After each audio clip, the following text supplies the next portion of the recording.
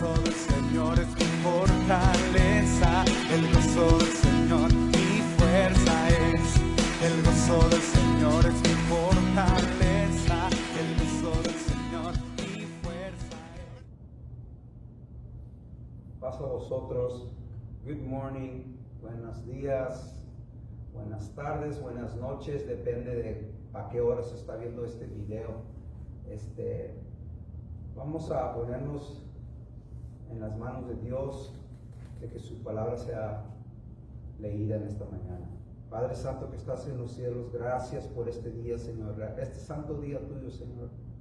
Te pedimos que nuestros oídos estén atentos, que nuestros ojos estén atentos, Padre, a lo que tú nos vas a enseñar hoy, Señor.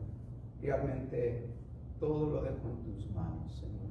Una bendición para los oyentes, para mis hermanos y hermanas que están escuchando, Señor. Gracias. En esta mañana, amén. En esta mañana yo quisiera hablar con ustedes. Vamos a ver un video de 1965 de un hombre que se llama Paul Harvey. Y quiero que escuchen y lean las letreros que tiene, y vamos a hablar un poco de eso y luego vamos a seguir el siguiente de algo más. Artículo.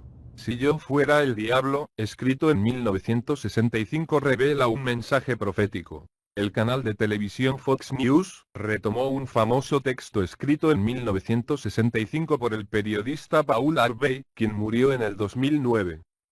El material expuesto fue escrito después del asesinato del presidente John Kennedy, cuando comenzó la guerra de Vietnam, y cuando los medicamentos se tornaron populares entre los hippies. En la valoración de artículo publicado en el sitio web de Fox News, la gente dijo que estas palabras eran casi una profecía, porque todo lo que se dijo hace casi 50 años se está cumpliendo todos los días. Algunos políticos conservadores también se utilizan el texto a atacar al gobierno de Obama. A continuación el artículo completo del comentarista de radio, Paul Harvey, publicado el 3 de abril de 1965 por ABC Radio. Si yo fuera el diablo, y quiero decir, si yo fuera el príncipe de las tinieblas, desearía, desde luego, sumergir a la tierra entera en tinieblas. Poseería una tercera parte de sus terrenos y 4/5 partes de su población, pero no sería feliz hasta no haber agarrado la manzana más madura del árbol. Así que, me las arreglaría como quiera que fuera necesario para tomar control de los Estados Unidos de América. Comenzaría con una campaña de susurros.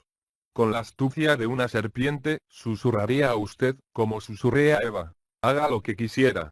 Haga como quisiera. Susurraría a los jóvenes. La Biblia es un mito. Les convencería que el hombre creó a Dios en vez de viceversa. Les confesaría en secreto que lo malo es bueno, y que lo que es bueno es carca. Al oído de los que acaban de casarse susurraría que trabajar es degradante. Que las fiestas de cóctel hacen bien a uno. Les advertiría que no fueran extremistas cuando de la religión se trata, o del patriotismo, o de la conducta moral. Enseñaría a los ancianos a orar. Les enseñaría a repetir tras mí: Nuestro Padre, que está en Washington y... Si yo fuera el diablo, educaría a los autores sobre cómo hacer la literatura morbosa aún más excitante de tal manera que cualquier otra cosa pareciera aburrida y sin interés. Amenazaría a la industria de la televisión con películas de largometraje todavía más sucias, y viceversa. Entonces, si yo fuera el diablo, me organizaría. Infiltraría uniones, abogando por más holganza y menos trabajo, pues las manos desocupadas usualmente trabajan por mí. Pasaría estupefacientes a quien pudiera. Vendería bebidas embriagantes a damas y caballeros distinguidos. Y pondría embobados a los demás con pastillas. Si yo fuera el diablo, animaría a las escuelas a refinar el intelecto de los jóvenes, pero a no preocuparse por inculcarles la disciplina de emociones, deje que éstas corran desenfrenadamente. Designaría a un ateísta que me representara en las cortes más altas del país y motivaría a predicadores a decir ella tiene la razón. Valiéndome de halagos y promesas de poder, podría conseguir que las cortes legislaran a favor de lo que concibo como opuesto a Dios, incluso la pornografía, y así, echaría a Dios de los tribunales, y luego de las escuelas, y entonces de las recámaras del Congreso, y entonces, en sus propias iglesias sustituiría la psicología por la religión, y deificaría a la ciencia, pues haciendo esto, los hombres podrían adquirir suficiente inteligencia para crear armas de destrucción masiva pero no la sabiduría necesaria para controlarlas. Si yo fuera Satanás, haría que el símbolo de la Pascua fuera un huevo, y que el símbolo de la Navidad fuera una botella. Si yo fuera el diablo, tomaría de los que tienen, dándoselo a los que no tienen, hasta el punto de acabar con lo que incentiva a los ambiciosos. Y entonces, mi estado policíaco obligaría a que todo el mundo volviera a trabajar. Luego, podría disolver a las familias, haciendo a niños servir en las fuerzas armadas, a las mujeres trabajar en minas de carbono, y objetores, en campos de concentración. En otras palabras, si yo fuera Satanás, seguiría haciendo lo que ella está haciendo. Paul Harvey. Buenos días. Harvey fue un amigo cercano al evangelista Billy Graham. A partir de 1970 hasta mediados de la década de 1980. Harvey asistió al Calvary Memorial Church en Oak Park, cuando la iglesia se trasladó desde su ubicación original en el Madison Street, la antigua iglesia presbiteriana en la calle Lake. Paul Harvey se asoció con varias congregaciones de diferentes denominaciones. Él y su esposa asistían regularmente a la iglesia adventista de Camelback en Scottsdale, Arizona durante sus inviernos allí. A menudo citaba a la adventista pionera, Ellen G. White en sus emisiones, por lo que recibió el premio Micrófono de Oro por su profesionalidad y amabilidad en el trato con la iglesia. Fuente: noticiacristiana.com.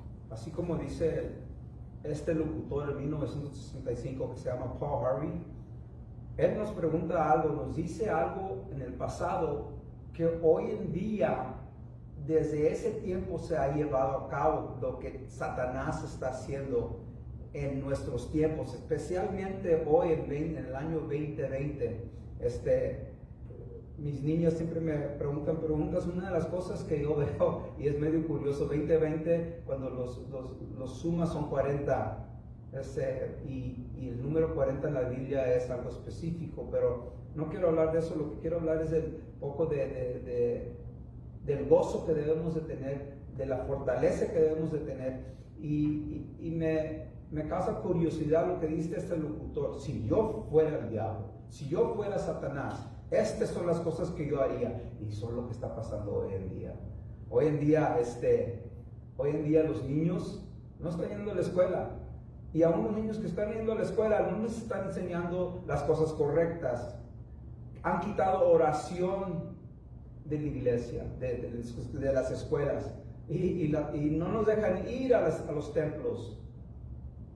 Hay muchas cosas pasando hoy en día que vemos que este locutor realmente era cierto lo que dijo en 1965.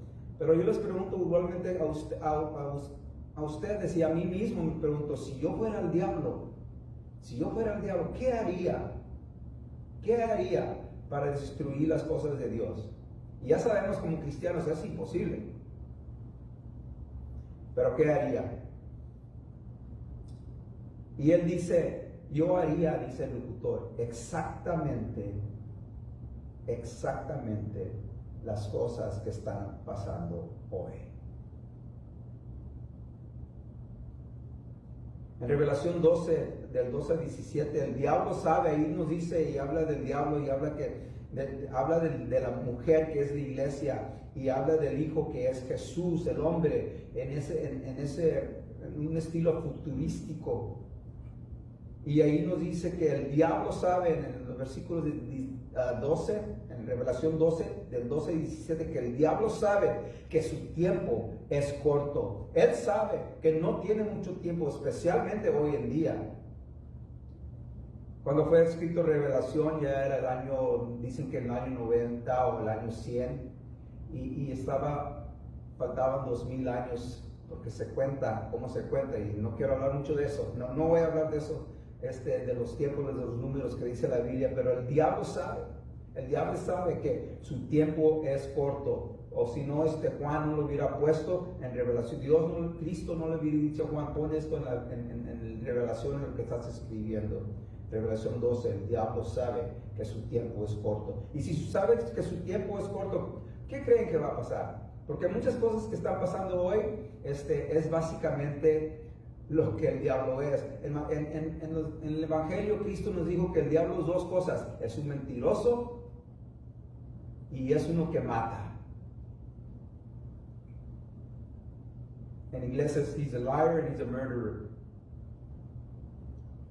Y me han de disculpar un poco porque yo considero mi primer lengua inglés, aunque soy de sangre mexicana, pero mi lengua realmente mejor es la de inglés.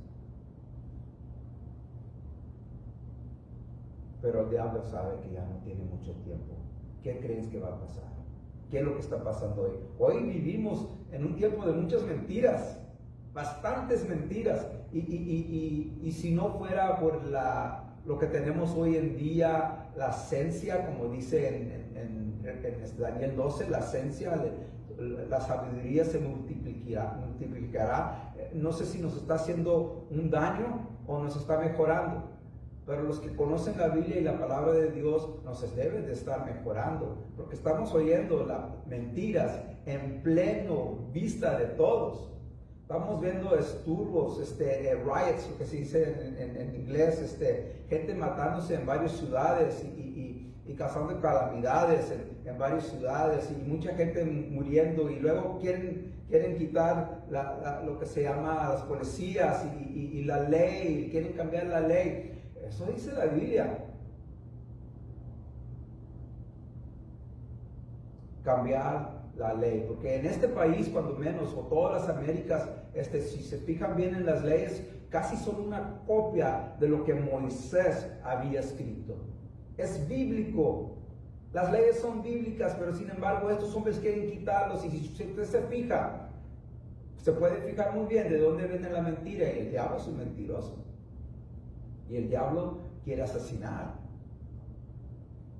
Si se fijan las ciudades que están pasando estas cosas, las grandes ciudades, se dan cuenta quiénes son los líderes. Es todo lo que tienen que saber: quiénes son los líderes y qué tan mentirosos son, y cómo desprecian al cristiano y quieren quitar la cristiandad en medio de todos. ¿A eso vamos? ¿Será eso lo que quiere el diablo? ¿Por dónde nos ataca el diablo? En 1 Pedro 5, del 7 al 8, dice que el diablo es como un león buscando a quien devorar. Buscando a quien devorar. ¿Por qué? Porque ya se le va a acabar el tiempo y tiene que cambiar su modo de ser. Yo tengo que ser más rígido, yo creo que dice el diablo. Más rígido. ¿A quién me puedo devorar? Ahí más allá de las mentiras. Él sabe que tiene lo que se llama un tiempo corto, en inglés decimos deadline. O sea, tienes un tiempo nomás para hacer lo que vas a hacer, como cuando va uno al trabajo y dice, tienes que hacer este trabajo y se tiene que terminar a esta hora en este día. Solo que si él sabe que si Satanás sabe que ya el tiempo es corto, ¿qué crees que lo que va a hacer? Va a ser una guerra. Se va a hacer más serio, más profundo, ya no quizás muy espiritual, pero lo vamos a ver en plena vista. Si hay algo que quiere hacer el diablo es separarnos. Nos quiere separar de Dios y nos quiere separar entre nosotros. Nomás fíjense. Estamos predicando por videos y está bien, porque no vamos a parar. Satanás, vamos a usar las mismas cosas de esencia para llegar con ustedes y ustedes con nosotros. Si usted está escuchando eso y hay algo, yo creo que no se ha dicho, si hay algo que quiere oír de predicaciones, póngale allí para que el pastor oiga y él sepa qué predicaciones debemos de hacer, porque mucha gente me dice a mí, y especialmente mi familia, papá, dice mi familia, mis hijas, dinos de profecía, ¿qué sigue? ¿Cómo lo ves? y nos sentamos en la mesa y escuchamos y leemos y vemos estas cosas. Pero lo que quiere Satanás es separarnos de nuestro Dios y de nosotros mismos. Esas son las dos leyes. Las dos leyes de amor son esas. Amarás a Dios con toda tu fuerza y toda tu alma, y igual mismo amarás a tu prójimo. Las dos cosas donde nos quiere separar Satanás. El diablo nos tiene encerrados en nuestras casas. Muchos no quieren salir. El diablo nos tiene enmascarados como si fuéramos luchadores, escondiendo atrás de una máscara. En 2 Corintios 4:4 dice que el diablo ha cegado las mentes de aquellos que no creen. Tan ciegos y no pueden entender. Va a llegar a ese punto que no le hace que les tratamos de decir, y este es el momento en que tenemos que decirles: Dios existe y está esperando que tú llegues a reconocer a Jesús.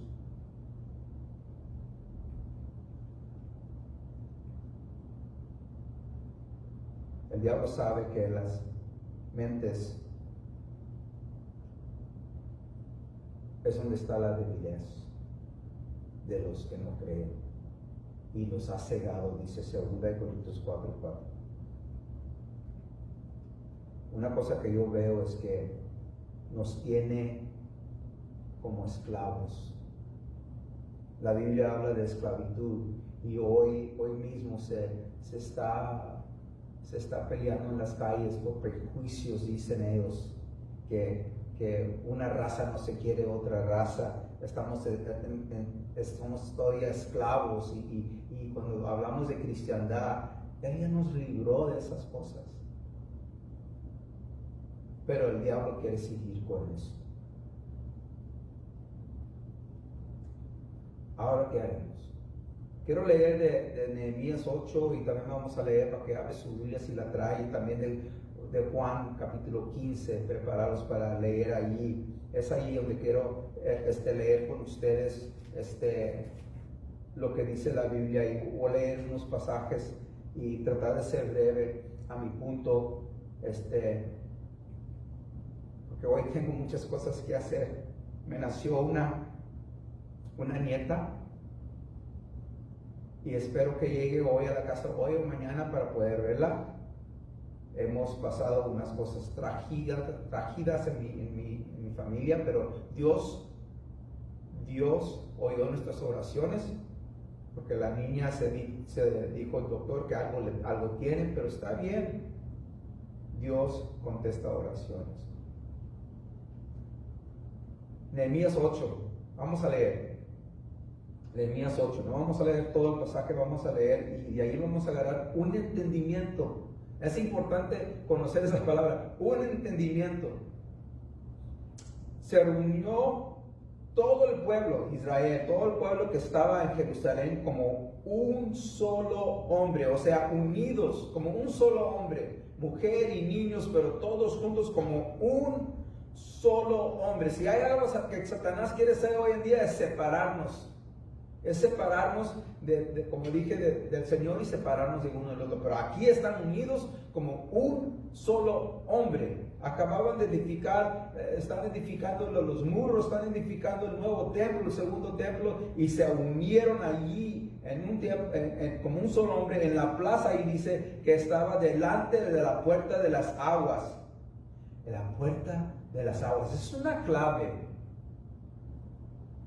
Tenía 12 puertas, pero esta es una clave, la clave de la puerta de las aguas. Es muy importante porque ahí hay una celebración. Y esa celebración se llevó a cabo el mes pasado, en octubre 9, y sigue en septiembre. En estos meses, 2 meses, es cuando se lleva esta celebración, y tiene que ver con agua. Pero aquí están en la puerta de las aguas. Y pidieron al escriba Esdras que trajera el libro de la ley de Moisés que el Señor había dado a Israel. Cuando estamos hablando del libro de la ley de Moisés, no estamos hablando de los 10 mandamientos. Iglesia de Dios, no estamos hablando aquí de los 10 mandamientos, estamos hablando de los primeros, el Pentateuch, los primeros 5 libros de la Biblia. Esa es la ley de Moisés. Y se lo trajeron a Esdras. Entonces el sacerdote Esdras trajo la ley delante de la asamblea de hombres y mujeres y de todos los que podían entender lo que oían. Todos los que podían entender de lo que oían. Es muy importante tratar de entender lo que oímos o tratar de entender de lo que está escrito en su palabra, porque es muy importante, especialmente hoy en día, en nuestros días, y cuántos años tenemos que nos queda para ser fuertes, para tener fortaleza, pase lo que pase en este futuro. Era el primer día del mes séptimo, y leyó en el libro frente a la plaza que estaba delante de la puerta de las aguas, otra vez las puertas de las aguas, desde el amanecer hasta el mediodía. Son 5 libros, solo que no eran los 10 mandamientos. Duró como de 5 a 8 horas para leerlo, en presencia de hombres y mujeres y de todos los que podían entender, una vez más, de los que podían entender. ¿Quién puede entender? ¿Cuáles son los que pueden entender? Y los oídos, vamos a ver. Y los oídos de todos los pueblos que estaban junto al libro de la ley. El escriba Esdras estaba sobre un estrato de madera que había hecho para esta ocasión. Junto a él, a su derecha, estaban estos otros hombres. Pero estaban en una, vamos a seguir leyendo el versículo 5. Y abrió Esdras el libro a la vista, no hablamos nomás de entender, sino a la vista de todo el pueblo. Pues él estaba más alto que todo el pueblo, y cuando lo abrió, todo el pueblo se puso de pie. Eso también pasó con Moisés en Éxodo 33, si lo pueden leer. No vamos a ir ahí, pero vamos a acordarnos cuando Moisés salió y llegaba lo que se llamaba la Shekinah, la gloria de Shekinah, la luz de Dios que llegaba sobre donde estaba Moisés y en el tabernáculo. Toda la gente de Israel se ponía de pie. Casi como nosotros cuando vamos a la iglesia, y no hemos dicho mucho, no hemos ido en varios meses, o no sé cuántos meses, 6, 7, cuando empezaba la guitarra o cuando empezaba la música, todos de pie. Antes, cuando yo era niño, teníamos que decirle a la congregación: pónganse de pie, siéntense, hínquense, pónganse de pie. Así no era en estos tiempos, así no era con Moisés. Cuando ellos miraban que llegaba el Señor, que sentían que ya está el Señor, de pie.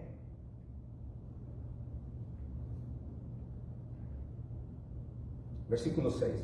Entonces Esdras bendijo al Señor, el gran Dios. Y todo el pueblo respondió: amén, amén, gritando, mientras alzaban las manos. Otra cosa, alzaré mis manos en tu nombre, Señor. ¿Se acuerdan de ese corito? Alzaban las manos. Había un tiempo, en aquellos tiempos, que nuestra iglesia no alzaba las manos, uno que otro. Hoy veo que todos alzamos las manos. ¿Por qué? Porque así lo hicieron en esos tiempos, así lo debemos hacer en nuestros tiempos, no porque es algo que se hace, sino porque le damos bendición y conocemos quién es Él.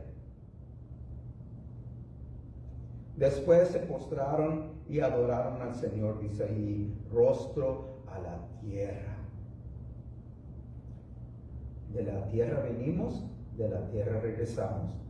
Pero mientras estos 2 puntos no lleguen, en la tierra oramos. También, y luego da otros nombres que estaban allí, los levitas. Versículo 8, y leyeron el libro de la ley de Dios, traduciéndolo y dándole el sentido para que entiendan la lectura. Hay veces que, ¿sabes qué? Necesitamos que alguien nos traduzca. ¿Qué quiere decir esto? ¿Qué quiere decir lo otro? Y dándole sentido. Cuando alguien le pregunta a usted de que no es cristiano, ¿qué quiere decir esto? Usted conteste. Dale un sentido para que entiendan la lectura, para que entiendan, porque la lectura es la palabra de Dios. ¿Y quién es la palabra de Dios? Revelación 19 dice que Jesús viene otra vez y su nombre está escrito en su vestir y su nombre es la palabra. Revelación 19. Versículo 9. Entonces Nehemías, que era el gobernador, y Esdras, el sacerdote y escriba, y los levitas que enseñaban al pueblo, dijeron a todo el pueblo: este día es santo para que el Señor vuestro Dios no os entristecéis, no lloréis, no lloren, no se pongan tristes, porque todo el pueblo lloraba al oír las palabras de la ley. ¿Por qué lloraban? ¿Por qué se ponían tristes? Muchos maestros de la Biblia le dan un significado y varios significados diferentes, es lo que yo he visto. Espérenme, ¿por qué le dan varios entendimientos a por qué están llorando y por qué están tristes? Primeramente ahí dice ahí: este día es santo para el Señor vuestro Dios. Es santo. Acuérdense que dije que desde octubre hasta este mes es un día de celebración. Cuando Israel salió de Egipto, donde llegaron, al primer lugar que llegaron se llamaba una ciudad que se llamaba Sucot, que quiere decir tabernáculo. A esa ciudad ahí dicen en Éxodo que es la primera ciudad en que llegaron cuando salieron de esclavitud. Como debemos de salir de esclavitud, ¿a dónde debemos de llegar? A hacer templos con Él, al tabernáculo con Él. No un tabernáculo hecho de madera o otros materiales, sino un tabernáculo que somos nosotros. Que no sabéis que dice Pablo o Pedro, dice, ¿no sabéis que ustedes son el templo de Dios donde habita el Espíritu Santo? Pero allí llegaron de primero. Y dice ahí: no se pongan tristes. Ellos estaban oyendo todo esto, no lloren. Y ellos sabían, esta gente donde estamos aquí en Nehemías, Israel, acababan de salir de esclavitud de Babilonia. Igualmente como en los tiempos de Moisés salieron de esclavitud de Egipto. Aquí otra vez salieron de esclavitud. Tienen sentimiento, tienen nostalgia de lo que están oyendo, de lo que están entendiendo, de lo que está leyendo Esdras. Cosas bellas en los primeros 5 libros. Y hay veces que ni nosotros entendemos los primeros 5 libros. Les recomiendo Levíticos 16. También les dijo: id, comer, beber. Dice ahí: de lo dulce y mandar raciones a los que tienen nada preparado. Se preparaban las cosas para los días de celebración. Este era un día de celebración que los israelitas, porque acababan de salir de esclavitud, ellos se habían olvidado de todo eso. Tenían que recordarles, tenían que tener entendimiento y recordarles: ¿se acuerdan? Ustedes acaban de salir. Aquí les vamos a recordar con los primeros 5 libros de la ley de Moisés. Les vamos a recordar de dónde vienen, quiénes son y para dónde vamos.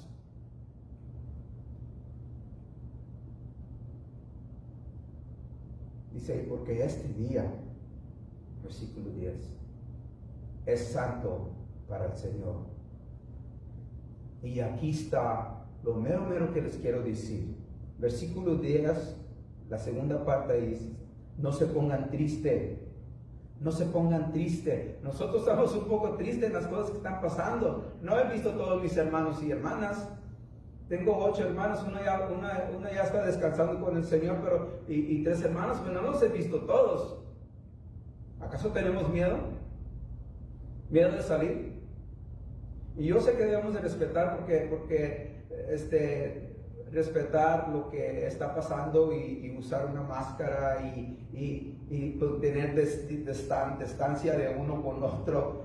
Yo lo veo medio ridículo, pero para ser más respetable a otros hay que quizás hacerlo, pero sabiendo que estas cosas no son necesarias.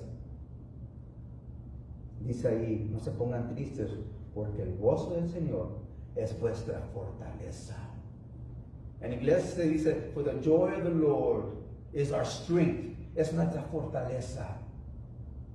Si algo que necesitamos es fortaleza, y debemos de saber de dónde viene esa fortaleza.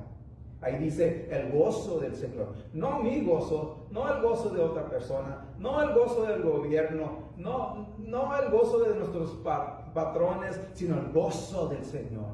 Y una cosa debemos entender de gozo, que no es felicidad. No es felicidad. Felicidad actualmente nos puede tener esclavos. Es como decir, yo soy un servidor, Miguel o Mickey. Si yo quiero ser feliz, ¿sabe lo que necesito? Es una moto Harley Davidson o una Triumph. Eso me hará feliz. Y estoy para comprarla, pero eso me hará feliz. Pero no el gozo. No tener gozo, porque eso, el feliz se trata de las circunstancias que pasan afuera de nosotros. Las circunstancias, todo lo que pasa o nos quita la felicidad o nos da feliz. Y es lo diferente entre el gozo del Señor, no mi gozo, no el gozo de otra persona, sino el gozo. Ahí dice el gozo del Señor es fortaleza. No el gozo que tú quieres producir, porque esa es felicidad y eso se acaba. Pero el gozo del Señor nunca se debe de acabar.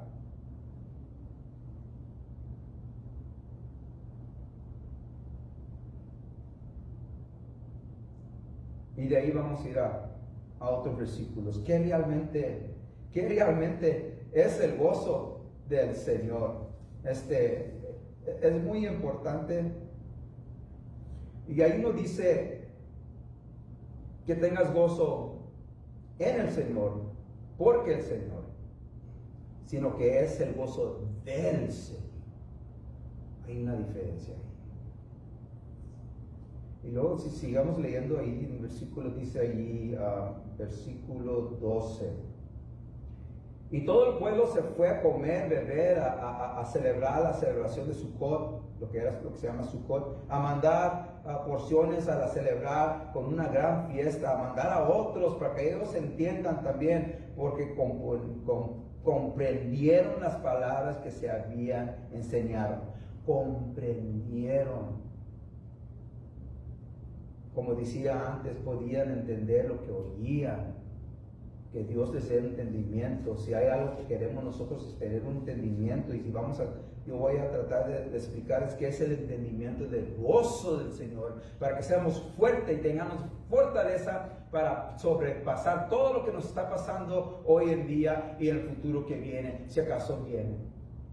O estás en la montaña de Dios, o estás en el valle sufriendo, porque siempre estaremos en el valle. El valle sufriendo siempre estará allí, pero tenemos que escalar la montaña del Señor y alabarle a Él para conocer el gozo del Señor.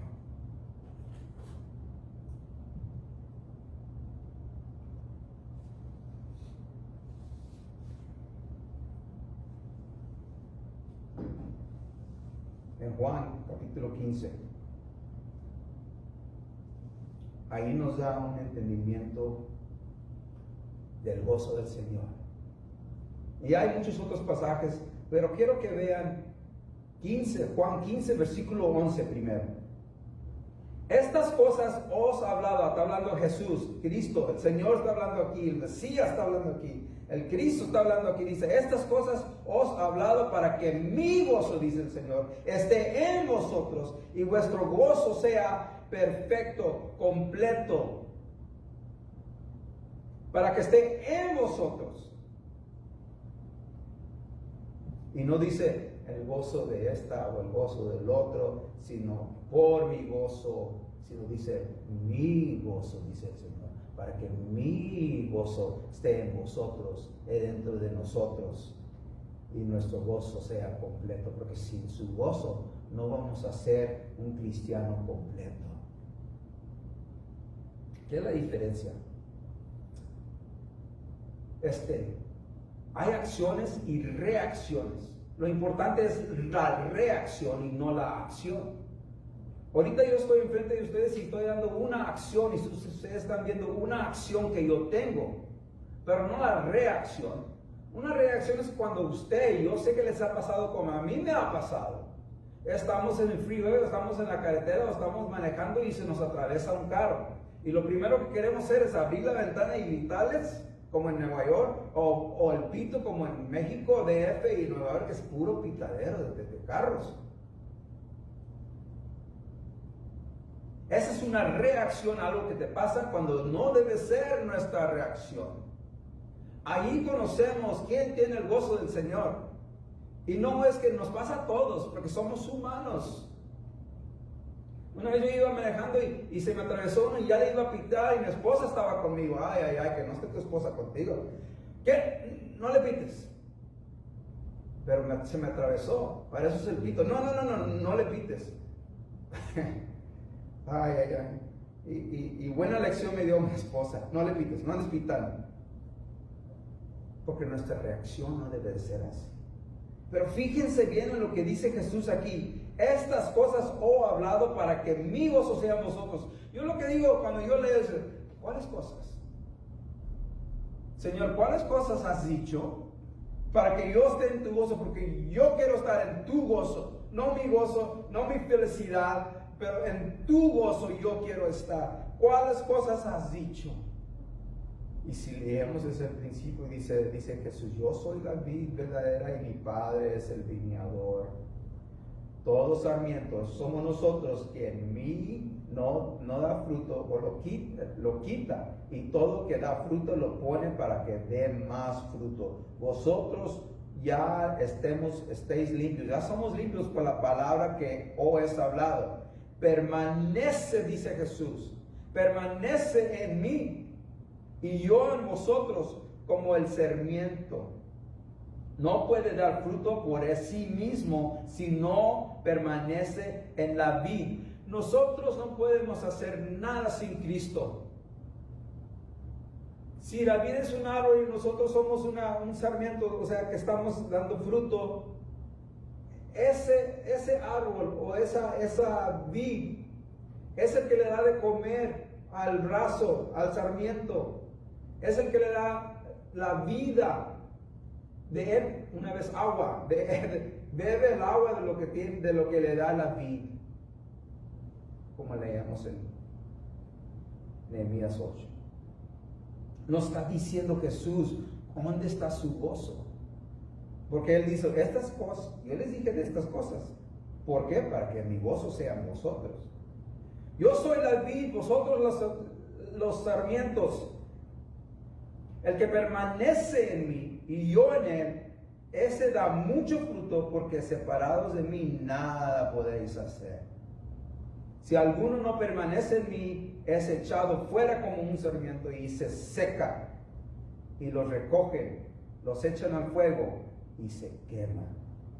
Si permaneces en mí, versículo 7, y mis palabras permanecen en vosotros, pedid lo que queréis y os será hecho.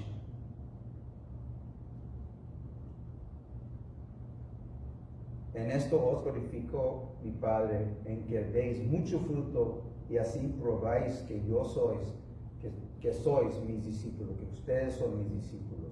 Como el Padre me ha amado, así también yo los he amado a ustedes. Permanezcan en mi amor. Si guardéis mis mandamientos, permanecéis en mi amor, así como yo he guardado los mandamientos de mi Padre y permanezco en su amor. Estas cosas he hablado, dice Jesús. Esto es lo que dice Jesús, para que mi gozo esté en vosotros y vosotros sean perfecto y completo, y tenemos la fuerza, la fortaleza para seguir adelante. Eso es lo que nos hace seguir adelante. Eso es lo que nos quiere quitar Satanás, el gozo del Señor.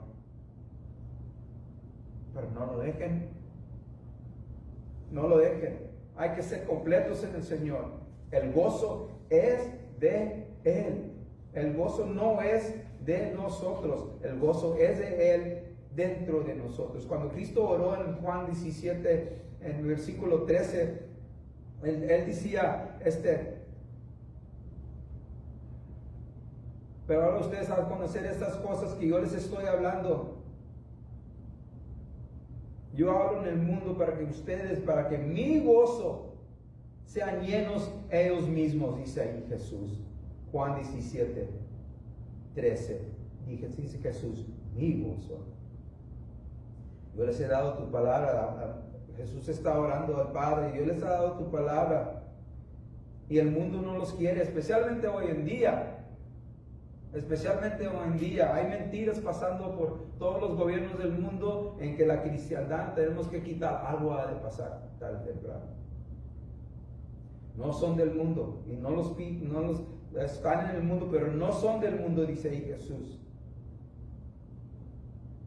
No te pido, Señor, dice, no te pido, Padre, que los quites del mundo, pero que los protejas de Satanás, del diablo. Porque el diablo nos quiere quitar el gozo.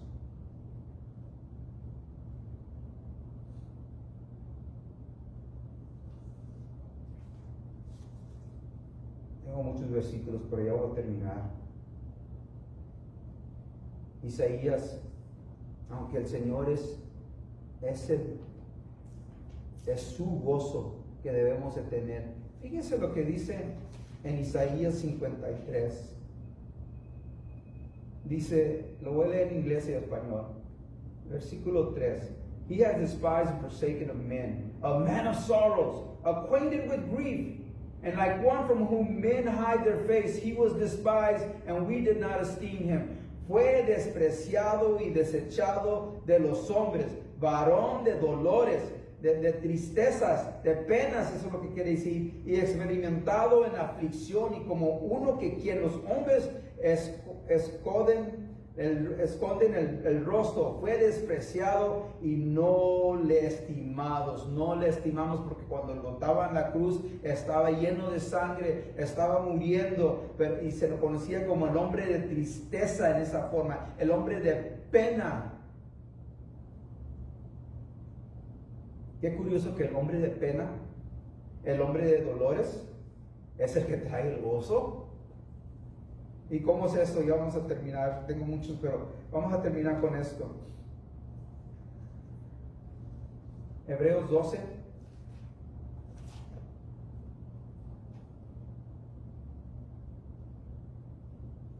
En Hebreos 12, versículo, si usted tiene su Biblia, aunque no lo tenga, yo voy a tratar de leerlo en español.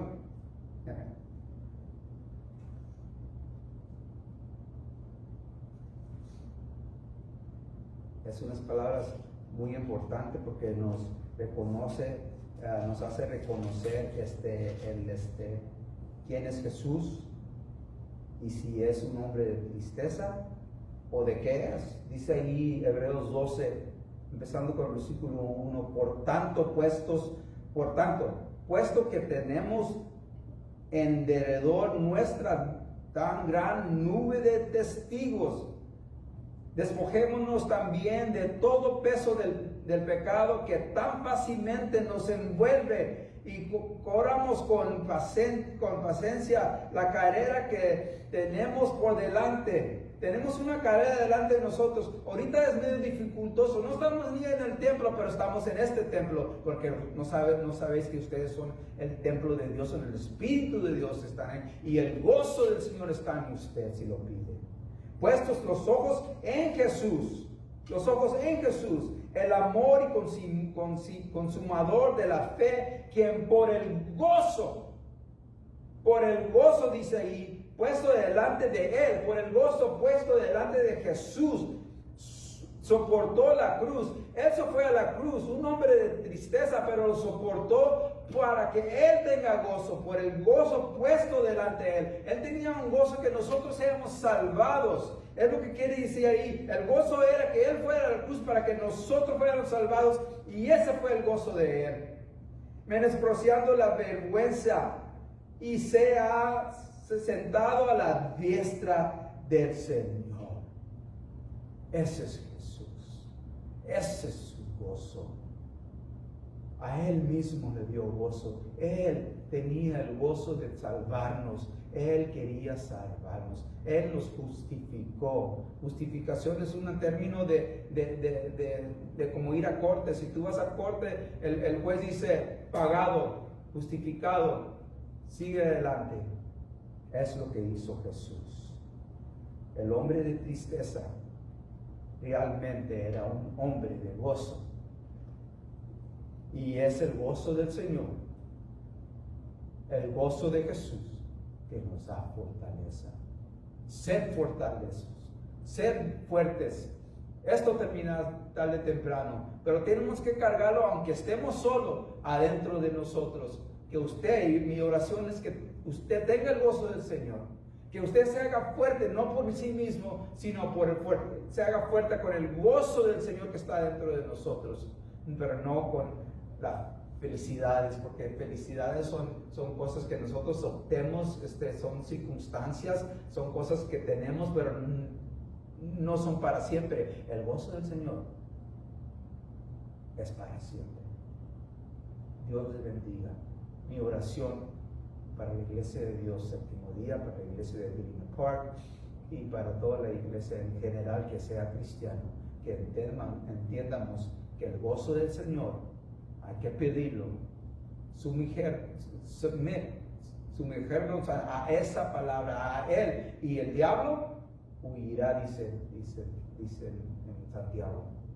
Si nosotros nos sujetamos a Jesús, al Señor, el diablo va a huir de nosotros, porque Él va a ver el gozo que tenemos adentro, y es lo que quiere ser el diablo en estos tiempos. No lo dejen. Acepta al Señor, ten su gozo en tu corazón. Es mi oración para ustedes. Dios los bendiga. Amén.